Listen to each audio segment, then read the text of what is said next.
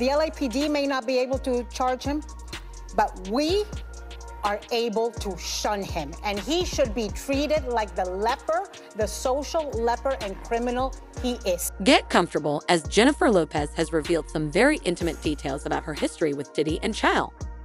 These revelations are sure to make your tea very hot. Revealed shocking claims that she had been abused by her ex-boyfriend. I was checking out your videos, right? And you told a story about, a female giving Puffy fellatio while Jennifer Lopez was upstairs. Yeah, I said that on one of my programs. Yeah. What happened with that? Nothing new. We had just came from, Jennifer had just gave him this hell of a day. I mean, like, we went to the Miami Hurricanes game. Was it? Yeah, we went to Miami State Hurricane. We was on the field while they were playing and stuff. And he gave him a party at 321 in Miami. She rented a club, gave him a party, gave him this big backyard party, dinner and everything like that. Then gave him a party at the club. And then we came back, one of his, what's his name? Slam had set it up because Jennifer went upstairs. And Puff said, yo, Gene, watch the door. Don't let nobody come through the door. And I said, all right. And Slam set it up. And I wanted to say it was Korean, but I'm not sure it was her. But it was supposed to be somebody that was either up to her level in fellatios, or it was her. I'm not sure. And while Jennifer was upstairs, he was down there getting a fellatio from her. Did she ever find out? She know now. And you said the female name was Karen? Yeah, Superhead. Oh, okay, Corinne Stephens. You got to say the full name, man. Yeah, I thought it was her. Slam set it up. Yep, Slam set it up for right there. Yep. It was nobody. It was somebody that was, I'm for sure, I'm almost sure it was her. I'm almost sure it was her. Yeah, that's a wild story, man. So Puffy, he was getting head from, Superhead, and Jennifer Lopez was upstairs and she had no idea. None whatsoever. Was this after or before she did the 16? Nah. She wasn't known. Yeah. Yo, let me just tell you something. Puff was like Pop. He had first dibs on a lot of chicks. Before they got to the rest of the rappers and everything like that. I'm sure it was her. I could be mistaken, but nah, I think, yeah. But she messed with him and she said she messed with him before. But I'm sure after his party in Miami, that was her. This bombshell has the whole community abuzz, and everyone wants to know what precisely Diddy did to our girl Jill, how horrible it was, and why she is speaking up now, years later. And I'm like, at the time, our relationship, I was like his big uncle, so I'm not gonna let him do stupid stuff to get himself in trouble or me in trouble. So a lot of that stuff that is probably happened after I left, you understand, other than, the swinging stuff that he did with Kim and other guys and everything. Okay, talk to me about that a little bit. I don't know what you want to know about that, Cam. You're talking about this is your girl, this is your woman. She didn't even have Christian at the time, but you bringing other guys in with her, and then sometimes be just other girls and her, then other guys, then guys and girls, and they swinging, they doing their thing, bro. I guess that's what the industry is. They like to swing like that. The rock stars do it. I guess the rappers was doing it too. Was that stuff surprising to you, or were you used to it being around the music business? I'm not gonna have, Cam, that's surprising to anybody. Who gonna have their girl having sex with another man because you can have sex with their girl, or y'all switching and y'all, nah, man. That's some beyond me. but I know it happens. Mark Curry has said in an interview that Puff broke Kim Porter's nose when they were fighting on a yacht. Did you ever see anything like that or hear about anything like that? I've never seen Puff put his hands on Kim like that, other than snatching her and grabbing her or something like that. But as far as no, I heard of the nose breaking. That was something that I heard of that. I had seen somewhere that, you know, he treated J-Lo different than he treated Cassie and Kim. Well, I know that I never seen him with the play fight like he used to do with Kim, because that's how it would start off. He would start off with the play fight, hitting her with pillows and all like that. I guess that love tap, I don't know, that I wasn't into that. I've never been into that with women. So he would start off like that, then it would always probably go up to something, a higher level, or where she wanted him to stop playing with her like that because he may have gotten a little too rough for her. But I never seen him do Ms. Lopez like that. And when J-Lo was around, I used to always just call her Ms. Lopez. He would do the flirtation and like have a lot of girls around and then try to play her like that, but you know, she would check that. You can be sure that there will be drama, scandal, and shocking facts. We have all the juicy insider information about their poisonous love affair and the charges of abuse that will leave you speechless. Hold on, this is about to get serious. And I put in my book one particular night where she was in the we was in the studio and a lot of girls was up there, and J-Lo got, you know, Miss Lopez got mad, and she went home and she put on some jeans and sneakers and put her hair back into a little bun and a ponytail, and she came back to the studio, and Puff had a new song for her because she was heated, and he got rid of all those girls that was in the studio.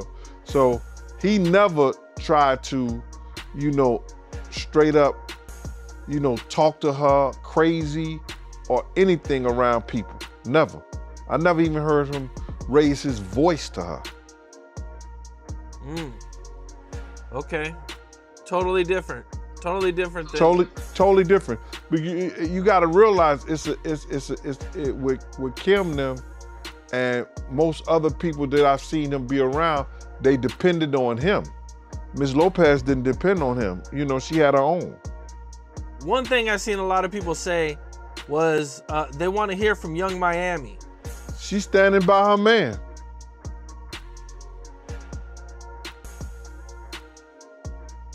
That's what she said, right? I'm standing by my man. Did she say that? I must have missed it. Yeah, I think she said that when they was over in London, that she's standing by her man. That's crazy. I mean, you know, he might not be treating her like that. I don't know. It's different when a lady says she like to be peed on and she dealing with somebody. That came out her mouth. Right, I remember. So you ain't gonna give her what she like?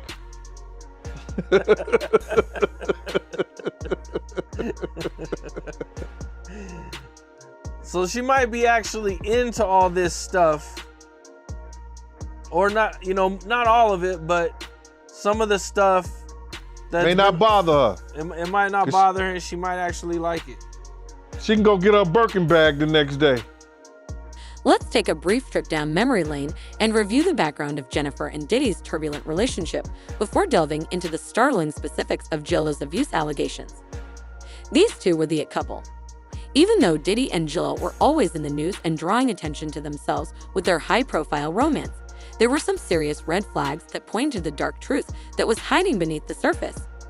For example, when Diddy and J-Lo were involved in the crazy nightclub shooting scandals, the streets were abuzz and everyone realized something wasn't right. You know, Suge and Diddy had this huge, you know, feud going on. You know, there's this picture that recently came out of Suge playing with Diddy's son. You know, what did you think when you seen that? we had saw this picture, and it wasn't the ones that was recently released. It was a picture of Suge hugging Misa, and Misa having Justin in her arms, and the thing said, what the East Coast won't take care of, the caption said, what the East Coast won't take care of, the West Coast will. Puff saw that and almost blew a stack in his head. A vein came across his head. I mean, like he was heated. And he got on the phone, you know, I guess he was trying to reach Misa. He was trying to, you know, he was going crazy. And recently, I had told that story on another platform, and I told the story before, and then somebody said they don't believe it, it didn't happen. I was just capping all this other stuff. And now the photo gets released by I don't know who, and Suge Knight is playing Play Daddy on the floor with Justin. And somebody's taking the pictures of him and everything. You know, I know Puff was probably, I don't know if he probably was still mad at that today to see that, because he probably didn't know those pictures existed. In the lawsuit, it talks about a situation where they heard about Suge being at a restaurant, and Puff was, they allegedly went to grab some guns and go after him or something, man. Do you know anything about that situation? The part I know about the situation, it wasn't the fact that Suge was at the restaurant. D-Rock, Big's man, was at the restaurant, and they had D-Rock trapped in the restaurant. Now this story came from D-Rock himself, because I was wondering, I was trying to have a sit down with D-Rock and Puff, you know, and I wanted to have a sit down with D-Rock first and let him know all what happened and how did Big end up going to the party when I told y'all not to go to the party. Not to mention the numerous cheating rumors that continued to sprout like weeds. Their relationship was more up and down than a roller coaster because Diddy was allegedly hitting on Jill left and right, and she was putting up with it for far too long. Despite this, Jill tried to maintain her composure and make it work. She even worked with Diddy on some songs, such as the well-known single Being Around the World. Little did we know, though, that she was going through a lot of pain in private. You know, and that's the party that Big got murdered at. So D-Rock told me how Puff, you know, loaded up some guns and everything and had one of the girls, and I didn't know it was Cassie at the time. You know, his girl came into the restaurant with the guns, giving it to him so he could be safe from whatever was gonna go down or whatever they thought was gonna go down, you know, with Suge and his people. So that part was true, because that was told to me by the person who was in the restaurant. Was that the only situation like that you're aware of? About what? About Puff and Suge. Man, the times we saw Suge, you gotta realize, you know, I was part of Black Hands and Slick in the Family. The time I saw Suge I never had a problem with Suge. You understand what I'm saying? So, it was never no issues. I seen Suge at the Super Bowl. It was no problem, no issue with Puff. We saw Suge in the back of the House of Blues, and Tupac was alive at the time. Tupac was in a white top, a white drop top Rolls Royce, Bentley, whatever that is. Suge was in a red one. We rose up to Pac, and Puff tried to speak to Pac. He like, yo, what up, Pac? Pac looked at him and turned his head. Didn't say nothing to him, got right back on his phone. And the dude in the back of Puff at the time was named Riz. Riz said, yo, F him, speak to Suge. Suge is the boss, right? So then Puff said something to Suge, he said, yo, what up, Suge? He said, what's up? He said, yo, you think we got any problems out here? Suge said, I don't know no problems that y'all have. You think we good out here? He said, you should be. Suge just, I don't know any problems you got, bruh. You understand what I'm saying? Mm. And Pac was alive then. You understand? We drove off. We had a reporter with us. I think he was from either Rolling Stones, or that other big magazine. It just goes to show you never really know what's going on behind the picture-perfect facade of celebrity couples. Years later, the truth is finally coming to light, and we're all heartbroken. J.Lo is bravely speaking out about the abuse she endured at the hands of Diddy, and it's throwing new light on their toxic relationship. It's a big deal and a pivotal time for J.Lo and all abuse survivors that she is speaking up now. My mom, Lisa Hilton, she came out with a statement saying that she seen the video, and when she seen the video, it brought back her own trauma, and she knows how Cassie feels. Wow. That was big, that was big in so many ways, man.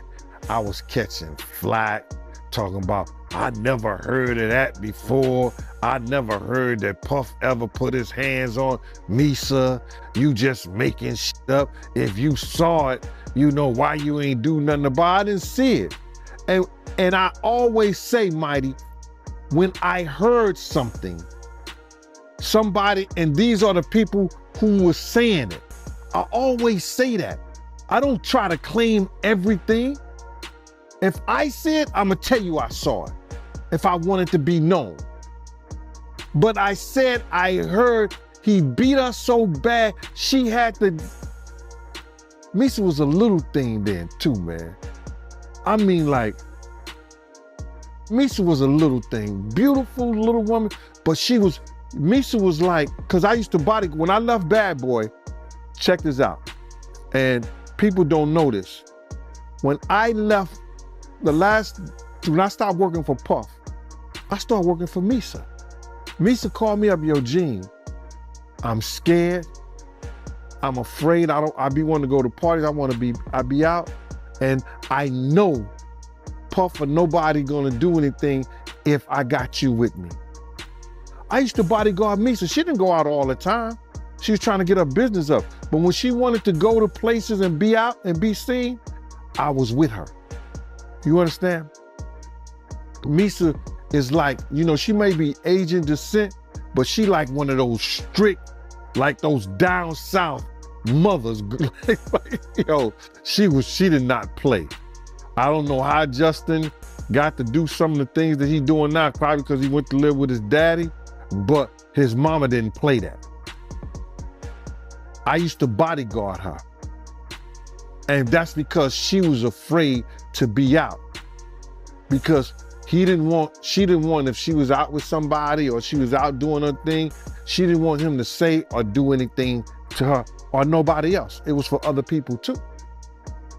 You understand? So this only proves that the information that I heard somebody and they told me that Puff beat him because of the Eric Sermon. He thought she was dating Eric Sermon, or Eric Sermon had dropped him out. He was in a white Mercedes-Benz. He had dropped her off. He got mad and started beating on her. When he caught up with her.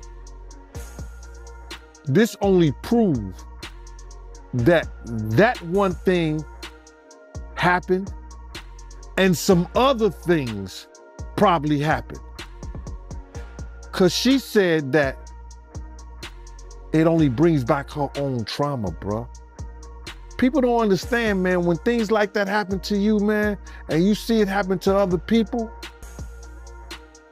So grab a seat, because we're going to go into the heartbreaking facts of J.Lo's abuse charges, and this tea will only get hotter from here. Everyone is glued to their chairs, eager to hear the whole tale, and the streets are buzzing with conversation. The details of J.Lo's abuse claims against Diddy are going to hit you like a ton of bricks, so get ready. Jennifer is exposing her innermost feelings and dumping all the tea regarding the awful mistreatment she endured from her former partner. What's that, PDST or PSDT or something like that? That shit is a MS. And it was so crazy, man. You know, the way they explained it, that, he beat that woman till she was crawling up under a car, man. No matter how small she was crawling up under the car, man. You got to be real scared, man. That's crazy. I know it ain't funny, but it's crazy. He was beating her till she ran up under the car, man. Wow, man. So it got that bad, man? The way they was explaining to me, man. And I'm like, yo, the first thing I want to know, then what did somebody do? Yo, people was grabbing him, but he wouldn't stop. And if you know Puff wasn't no dude that, he was no weak guy, nothing like that. You understand? I seen Puff slam to many of guys. I used to laugh. You know, guys used to come up there and they try to grab him or whatever like that. Puff used to wrestle and play football. So I seen him grab some street dudes that thought they was like that, and he put them on their back quick. No Diddy. Yeah, that's crazy. And when you was doing security for her, was he controlling? Like, was he worried about where she was going and keeping tabs on her? He couldn't control her. I had left Bad Boy. That would be the last thing that Puff would try to do, is come and confront me or confront Misa when she with me. You understand? And plus, he wasn't doing right by his own child at that time. He wasn't doing right by Justin with Misa at that time. So my whole thing about it, he wasn't gonna do that, not at all. That would be the last thing he would have did. We don't play those games. If I'm protecting Misa, Misa is protected. From baby daddies, from ex-boyfriends, from whoever. My job is to get her back in her car safe and make sure she get on that highway and get home. And that's what I did. So he wasn't gonna do that, not at all. Jennifer described the abuse as physical, mental, and psychological, and Jello said in a heartbreaking statement that she was afraid for her life. Can you picture living in continual terror, always wondering what your boyfriend may do to you? It's enough to make your stomach churn. Diddy's abuse was all-consuming and unrelenting. She claimed he would beat me and make me feel useless. Some on the streets claimed Diddy had Jello under his control, isolating her from friends and family, a classic abuser ploy that is horrifying. Feel you, but I want to ask you, right? How you feel about some of these news outlets reporting that, Jennifer Lopez, she was talking about Diddy when she said in her new documentary that she was in an abusive relationship? I personally don't believe it was Diddy. Because I've never seen him in a situation other than pillow fighting or like that. And I know that he used to do that sometimes to mess with the younger girls and the girls he used to deal with. You know what I'm saying? But I never really seen him act that manner with Miss Lopez, with Jennifer, not at all. I've never seen him in a situation whereas that I could believe that Miss Lopez was hit by him or roughed up by him at all. So what was he doing in a relationship that you disagreed with? It's no relationship I don't think is perfect, but I don't think that, like when just for instance, we would come back to the studio and it'd be a bunch of girls in the studio. And he would try to convince her that because he's a superstar, he has to have a lot of girls around like that for his image. But Ms. Lopez been around the block a few times.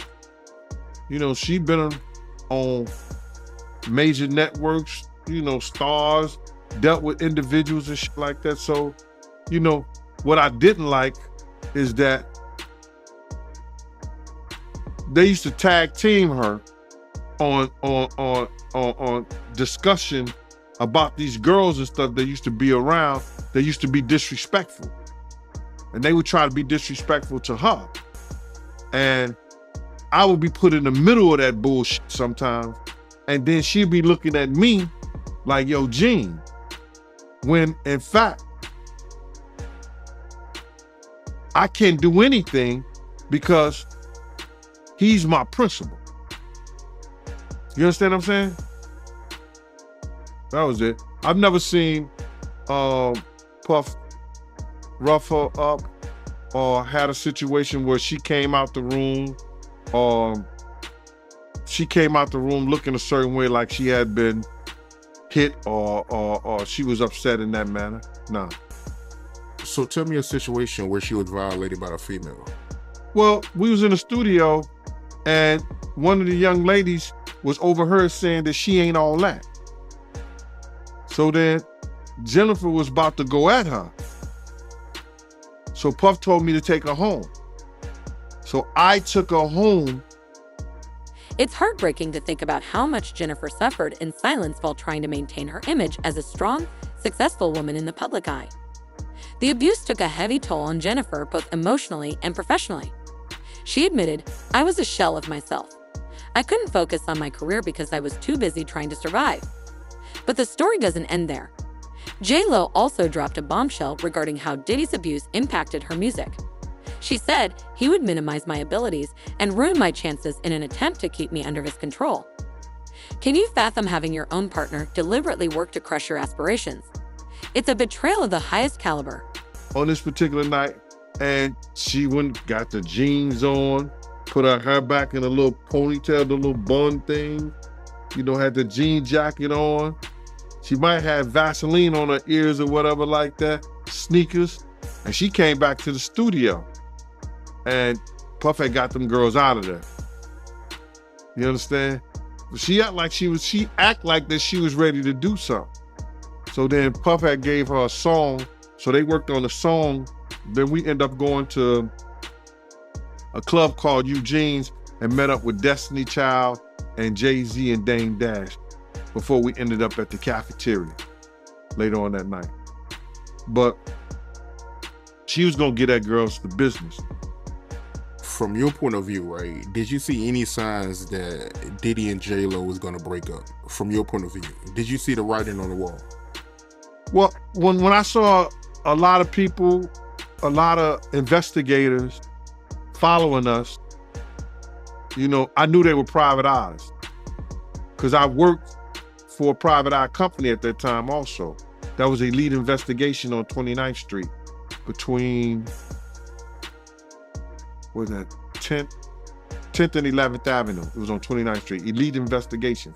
So a lot of the private eyes, different private eye companies, you work with them on different other clients. One time we had Sharon Stone. So I knew a lot of the guys, and I saw a couple of guys who worked a couple of jobs with me before watching us. So I know a couple of guys that were watching us. So I was trying to tell Paul, we got PIs following us. You know what I'm saying? So it was only certain reasons if they was following us, if they was PIs, somebody was trying to find out something on us. And they'll usually be following us, not when we're going to a big party and stuff like that. They'll just be following me and Puff on our days that we were out and about and we were going certain places.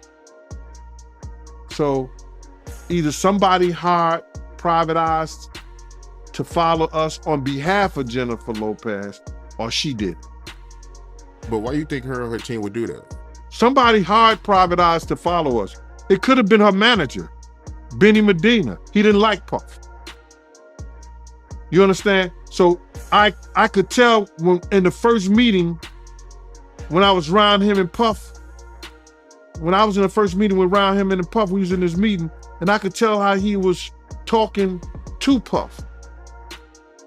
You know what I'm saying? That he didn't so much care for Puff. So anything to get Jennifer away from him, I think he was capable and ready to do it. And you said J-Lo mom didn't like Puff either, right? His mom couldn't stand. Mom never took a present, a gift. If she needed air to breathe, she wouldn't take his last breath. The streets are erupting in shock and outrage as more details about the severity of the abuse become known. How Diddy, a man who claimed to love J-Lo, could treat her so horribly is a question that has everyone shaking their heads in disbelief. Despite everything, J-Lo is standing tall and refusing to be silenced any longer. She is reclaiming her power and shining light on the grim reality of abuse and Hollywood. Her bravery is an inspiration to survivors everywhere who have been told to remain silent and suffer in silence. Do you think Diddy can come back from this? Because a lot of people saying it's over for him. Oh, it is over for him. Come back to where? To being the entertainer? business, listen to me, man. And I don't want to bring this guy's story up because it's old. And I know he's trying to live past it, but I'm going to bring it up anyway. Ray Rice, his wife, spit in his face. And he did what he did on that elevator. He ain't played one football game after that. Nowhere that I know of. He may have went overseas and played or something like that. I don't know that to be true. But he didn't play in the NFL, a hell of a running back. He ain't played not one down in the NFL after that. No endorsements. Nobody's going to have anything to do with old boy. And when they come out with this other stuff, he gonna come back to work. I wouldn't be surprised if he do the ultimate sin, his suicide.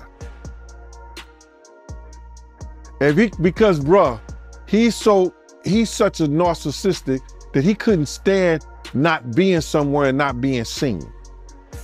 His whole life, his whole career was about him being seen in the public. It was about him, taking everybody else's dreams and making them his. And now, him nor his kids would profit from anything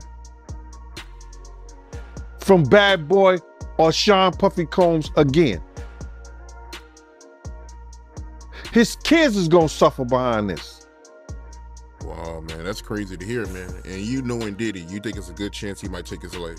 He was talking about taking his life at the City College thing.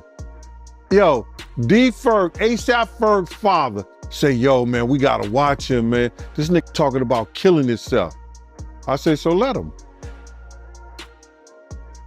If you're that weak, I said, let him. And he said, Eugene, why you say that? I said, man, listen to me, man. He ain't no good to nobody if he talking about hurting himself. His life don't belong to him. His life belongs. And now that the world is reeling from J.Lo's devastating accusations, everyone's eyes are on Diddy. Will he be held accountable for his actions? Will the music industry finally stand up to abuse? The streets are buzzing and everyone is eager to see how this explosive scandal plays out. As soon as the news broke, fans and celebrities alike flooded social media with messages of support for Jennifer. Can you believe it? The outpouring of love and solidarity is incredibly heartwarming to see. The public's response to J.Lo's abuse allegations against Diddy has been swift and fierce. On the guard. What he should be trying to do right now is work his way towards God now, for real, and not that devil we've been worshiping. That those people got him believing, you understand, that's the true God. Because everything from what I know,